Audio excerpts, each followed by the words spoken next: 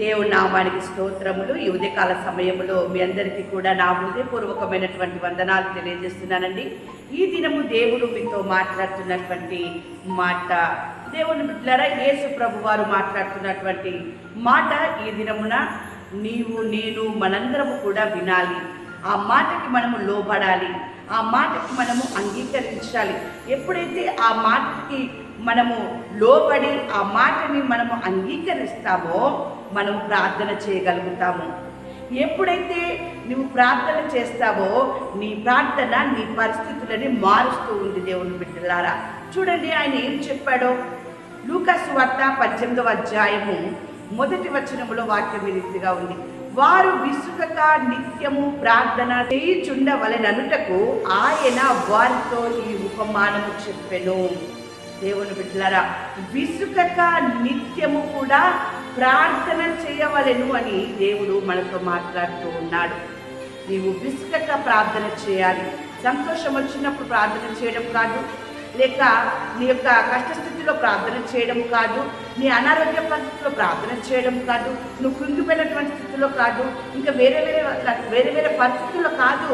నిత్యము నువ్వు ఎలాంటి స్థితిలో ఉన్నప్పటికీ కూడా ఆయనకి నీవు నిత్యము మొరపెడుతూనే ఉండాలి, ప్రార్థన చేస్తూనే ఉండాలి.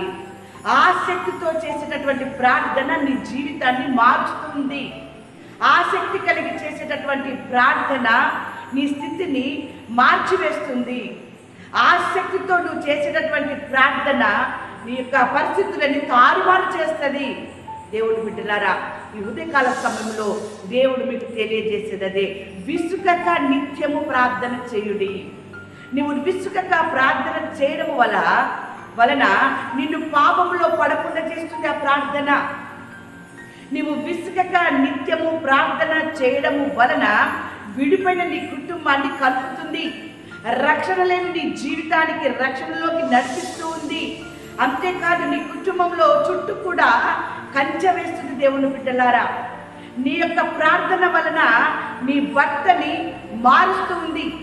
లేదా నువ్వు చేసేటటువంటి ప్రార్థన నీ భార్యని నీ పిల్లల్ని మారుస్తూ ఉంది.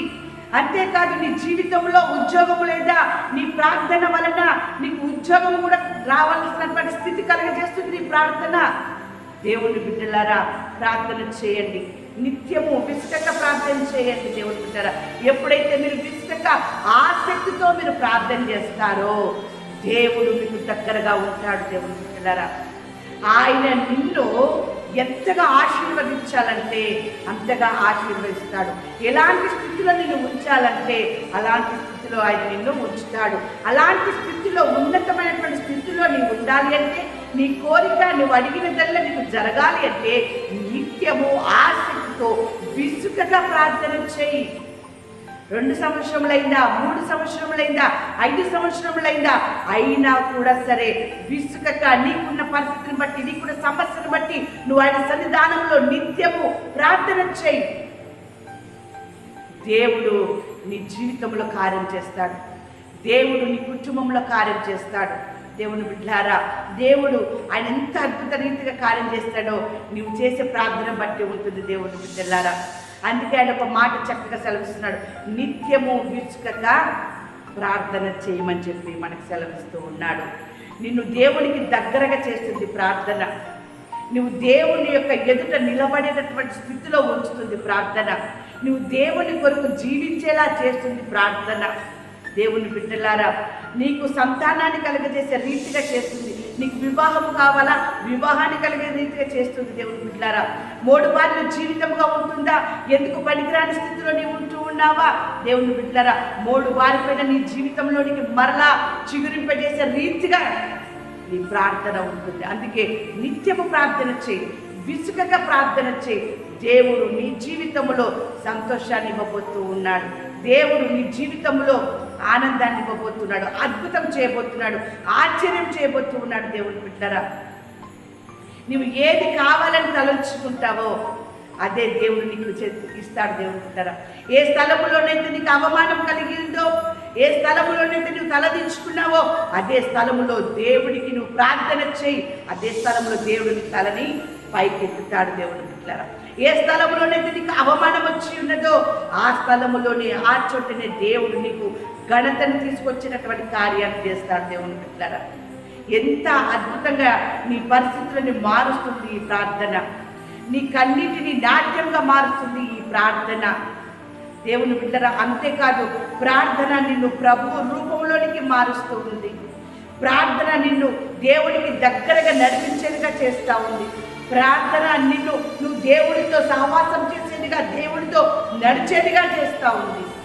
అంతేకాదు ప్రార్థన నీకు స్వస్థతనిచ్చేదిగా, అప్పుల బాధల నుండి విడుదలనిచ్చేదిగా, సంతోషం లేనటువంటి స్థితిలో సంతోషమునిచ్చేదిగా, ఐక్యతనిచ్చేదిగా, సమాధానమునిచ్చేదిగా ప్రార్థన ఆయనను ఎదుర్కొనేటటువంటి స్థితిలోనికి తీసుకొస్తుంది. దేవుని బిడ్డలారా, అంత గొప్ప అద్భుతమైనటువంటి కార్యము ప్రార్థన వలన నీకు సాధ్యమవుతుంది. నీకు అసాధ్యమైనది ఏది ఉండదు. ప్రార్థన వలన ప్రతిది కూడా నీవు సాధ్యపరచుకుంటావు, సాధ్యమవుతుంది కూడా. అందుకే దేవుడు ఈరోజు నీతో మాట్లాడుతున్నాడు. విసుకక ప్రార్థన చేయి. దేవుని యొక్క కార్యాన్ని నీ కుటుంబంలో, నీ పిల్లల విషయంలో, నీ భర్త విషయంలో, నీ భార్య విషయంలో మీరు చూస్తారు. మీకు ఏది కావాలని మీరు ఆశపడుచున్నారో ప్రార్థన చేయి. ఇతరులు ప్రార్థన చేయండి అని కోరడంలో తప్పేమీ లేదు, కానీ ఇతరులు చేసే ప్రార్థన కన్నా నీ యొక్క ప్రార్థన నిత్యము విసుకకుండా దేవుడి సన్నిధానంలో గోచేరేదిగా ఉండాలి, మొరపెట్టేదిగా, వేడుకునేదిగా ఉండాలి. అలాంటి స్థితిలో నీ ప్రార్థన ఉన్నప్పుడు నీకు కావలసినవన్నీ కూడా దేవుడిగా అనుకరింపజేసి నీ పరిస్థితులను తారుమారు చేసేలాగున ఆయన చేసి నిన్ను, నీ కుటుంబాన్ని నిండారుగా తృప్తిపరిచి ఆశీర్వదించును గాక. ఆమేన్.